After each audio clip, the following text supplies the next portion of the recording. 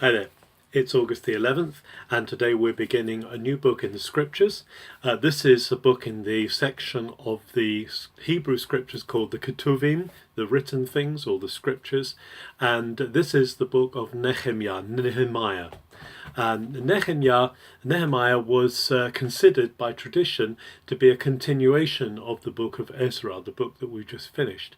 It's now separated in the books, and it's certainly separated in the Greek version of the Old Testament, the Septuagint, but the tradition has it that it was a continuation, and therefore it opens with the name of Nehemiah, which is unusual in historical books, but perhaps it opened with the name of Nehemiah to discern where in the scroll it started with the story of Nehemiah. So we're looking at this story, which is the story of the cupbearer of King Artaxerxes Longimanus.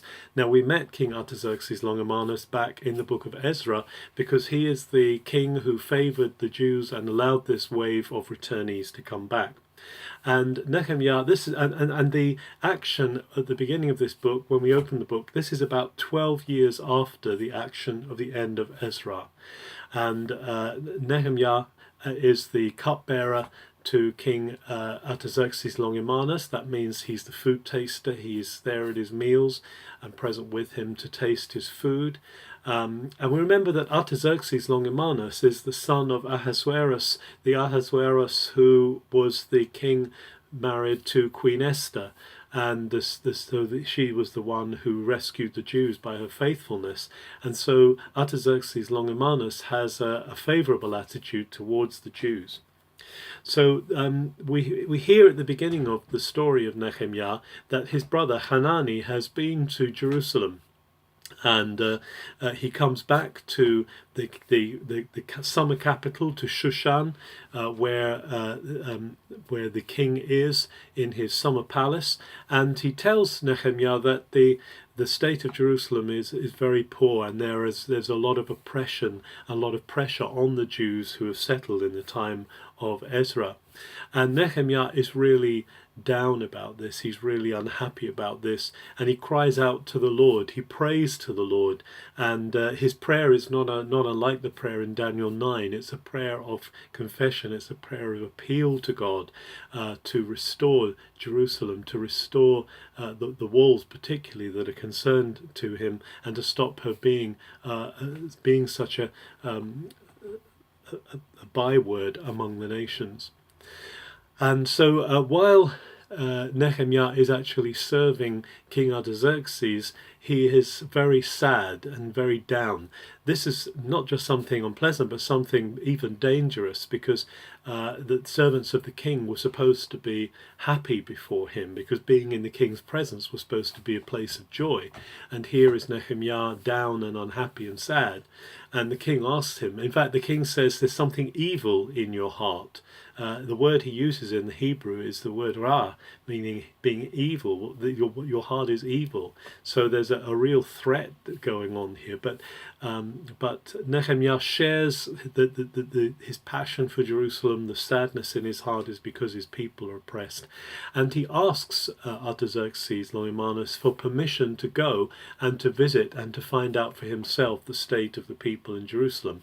Not only that, but he asks Artaxerxes to supply him with materials for the rebuilding of the gates and of the walls, and also for the rebuilding of the fortress that was to the northeast of the temple area that overlooked and protected the temple.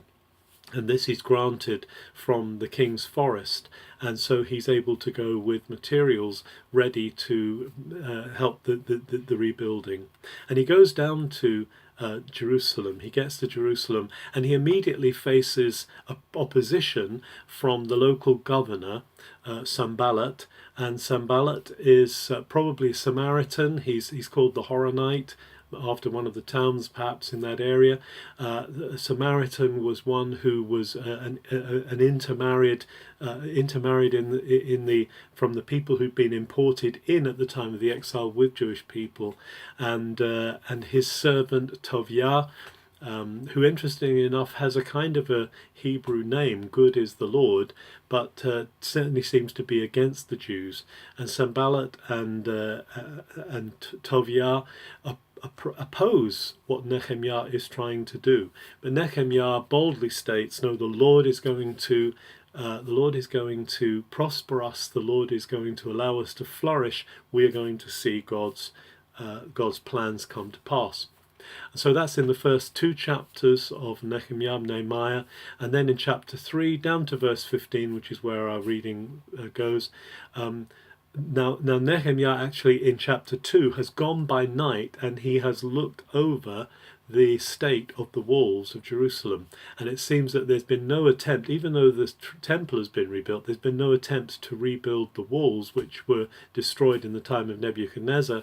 And so he sees the terrible state, he sees how crushed they are. He can't even get his animal to ride through the walls, there's not enough space. And he decides, therefore, that they're going to rebuild. And in chapter 3, the rebuilding begins. And it starts at the sheep gate with the Levites themselves taking charge. And that's a gate that's quite near the temple area. And they're taking charge of this because this is possibly called the sheep gate because it's where the sheep were brought in for the sacrifices at the temple. And then we're told that bit by bit around the perimeter of the city, the walls are being repaired. The fish gate, the valley gate, the dung gate, and so on. All of these gates are bringing the Jews together, not just from Jerusalem, but from other places. There are people coming from Jericho. The Tekoites are coming in to help. And there's this wonderful picture of the Jews working together at the encouragement of Nehemiah to actually see the city built up again. We can be really encouraged when we see God calling people, particularly in this case calling Nehemiah, to come and through prayer, it's very much through prayer and through his heart and through his vision, to encourage the people of God to respond to the call of God. There are times in the history, in the story of the people of God, where there's an oppression, where there's something has fallen, something has been lost. Nehemiah comes and he sees the possibility of God restoring and of God rebuilding. This is something always that is in God's heart. God is always calling us to come home. He's always calling us to a restoration. So we can be encouraged to see that just as Nehemiah says to Sanballat and to Tobiah, God will cause us to flourish. God will restore us. And that's his promise even to us today. Have a very good August the 11th.